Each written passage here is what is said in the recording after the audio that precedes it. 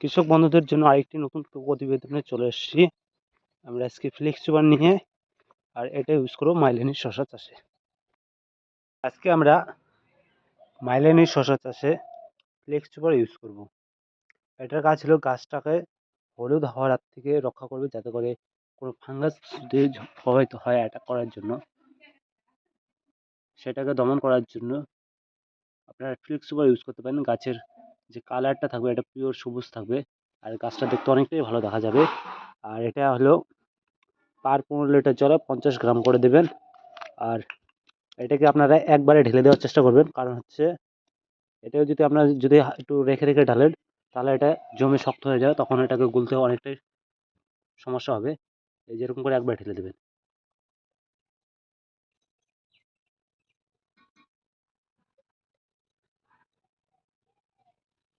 তারপর মোটামুটি এটাকে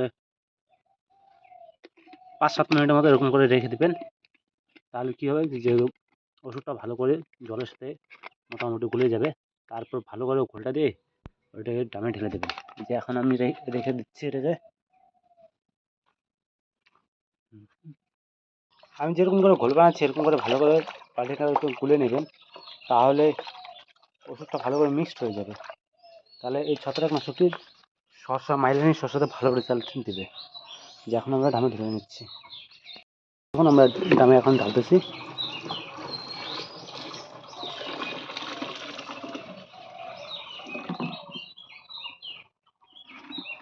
দেখুন অনেকটাই নিচে রয়ে গেছে। আমি এটাকে মোটর চালিয়ে ভালো করে ঘুরে নেব।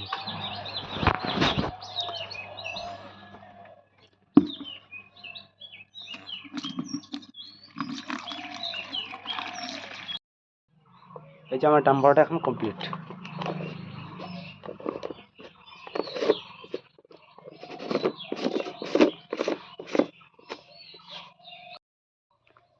আমরা আজকে যে ফ্লেক্স সুপারটি যে ইউজ করতেছি সেটা টেকনিক্যাল আছে ডাইমেটো মফ হচ্ছে 12% পাইরোক্লোরেন্স আছে, 6.7% WG ফর্মেশন। এটা কিভাবে কাজ করে, এর অ্যাকশন মোডগুলো কি কি আছে এটা দেখতে পাচ্ছেন। এটা হলো আমার শসা চাষের জমি।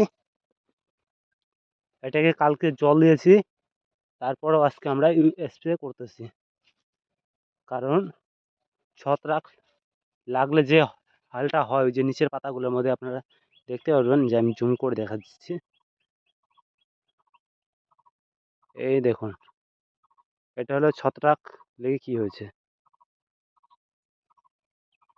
দেখতে পাচ্ছেন আপনারা।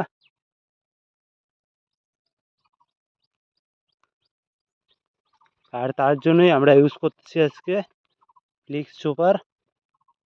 আর এটা কন্ট্যাক্ট সিস্টেম্যাটিক দুটোই কাজ করে।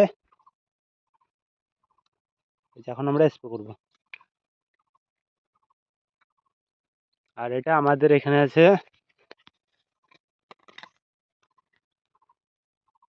এটা আমার এখানে 2 ট্যাঙ্কি ইউজ করছি। একটা এর আগে দিয়ে দিছি, যে এই পাশটাতে আমার স্প্রে করা হয়ে গেছে। না, আমি তো ভিডিও করার কথা ভুলে গেছি, তাই এই যে এখন এই পাশটা এখন স্প্রে করব। আর এটা হলো জমি, হলো আমাদের 13টি জমি আছে এখানে, মোটামুটি 13টি জমি আছে। আর এই যে এখানে আমি 2 ড্রাম ইউজ করতেছি, আগে 1 ড্রাম ইউজ করা হয়ে গেছে, তাই যে এখন বাকি আরেকটা ইউজ করতেছি। আর এটা হলো সবচাইতে গাছের কালারটা ভালো রাখবে ছত্রাকনাশক। আর আপনারা কি করবেন, আমি ওষুধটা আপনাদেরকে দেখা দিচ্ছি। ভালো রেজাল্ট পেতে হলে পরে এরকমভাবে স্প্রে করতে হবে।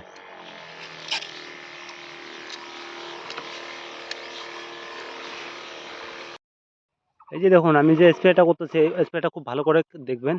এই যে প্রথমে এই পাশটা করতেছি, ঠিক আছে। আর আপনারা ঠিক এরকমভাবে মানে এক পাশ করে স্প্রে করবেন।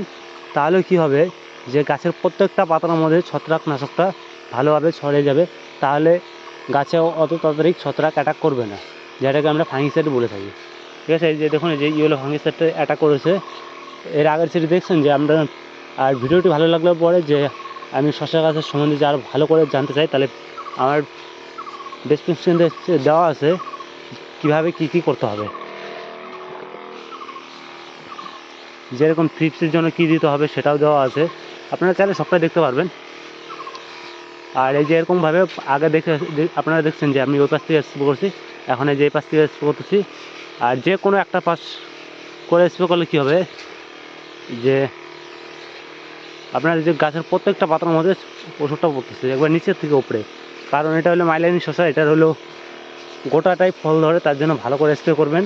কারণ আজ আমার গাছে এখন মানে নিচের দিকে কুচিটা এখন ছাড়তেছে, আর নিচের দিকে কুচি ছাড়লে পরে গাছটা আরও কত বড় দেখা যাবে, এটা পরবর্তীতে আপনারা দেখতে পারবেন। আর ভিডিওটি খুব ভালো করে মনোযোগ সহকারে দেখবেন, আপনাদের মাইলানি শসা চাষের সমস্ত এটাই পেয়ে যাবেন। আর ভিডিওটি ভালো লাগলে চ্যানেলটিকে সাবস্ক্রাইব করবেন। আর তার সাথে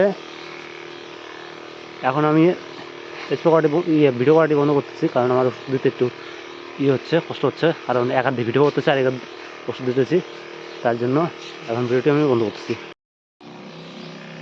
এই যে এখন আপনারা দেখতে পাচ্ছেন যে এখন আমার ওষুধটা স্প্রে করাটা প্রায় শেষের দিকে, মোটামুটি আর বড় জয় একটা কেল হবে।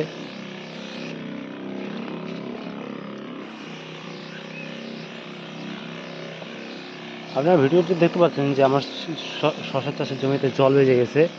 এই উপরের যে লাউ চারাটা লাগাইছে ওইখান থেকে আজকে জল দিছে, এখানে আমার মোটামুটি আজকে 5টা কেল ভিজে গেছে। এটা জানি না কীরকম হবে, কারণ পরশু দিন আমি জল দিছি, দেখি আজকের দিন মোটামুটি 4-5টা দিন গেলেই না বোঝা যাবে এগুলা গাছ কীরকম হবে না হবে, কারণ সবচাইতে বেশি ওভারলোড হয়ে গেছে জলে।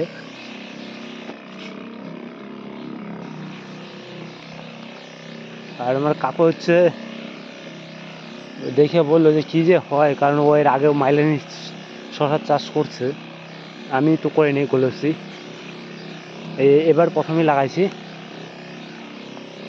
আর আমার কাকু মোটামুটি আজকে থেকে প্রায় 20 দিন আগে লাগাইছে, কাকুর জমিটা দেখে নেন। এই যে দেখুন, এই যেটা এটা 20 দিন আগে আমার থেকে আগে লাগাইছে এই যে গাছ, আর আমি মোটামুটি 20 দিন পরে লাগাইছি। কারণ 20 দিন লেটে লাগাইছি, কারণ আমি হচ্ছে আলু লাগাইছি, যে আলুর কাছে কাজ করতে করতে এবার লেট হয়ে গেছে, তার জন্য এবার লাগাইতে দেরি হয়েছে। আর আপনাদের যদি ভিডিওটি যদি ভালো লাগে চ্যানেলটিকে সাবস্ক্রাইব করবেন। আর আপনাদের গ্লোসি ছাড়া কোনো প্রবলেম হলে পরে কমেন্টে জানাতে পারেন, তাহলে আমি কমেন্টে তার অ্যান্সারটা দিয়ে দিতে পারি। এই যে দেখুন আমার এখন স্প্রে করা শেষ। আর যে এখানে আগাছানা স্প্রে করছিল, তার জন্য যে আমার এই কিনারের গাছটার জোর কম, আর এগুলো দেখুন কত বড় হয়ে গেছে, আর এই পাশে দেখুন কত ছোটো ছোটো। কারণ যে এই পাশে দেখুন যে সকালবেলা স্প্রে করছিল, আর ওই যে নিচের পাতাগুলো দেখুন যে স্পট পড়েছে, ওই যে ওই পাশ থেকে ঘাস মারাটা ছিটকে আসছে তার জন্য। আর এই পাশের গাছগুলো দেখুন কত বড়, আর এই কেনারের গাছ একটা হলো অনেকটাই ছোট। ভিডিওটি যদি ভালো লাগে চ্যানেলটিকে সাবস্ক্রাইব করবেন।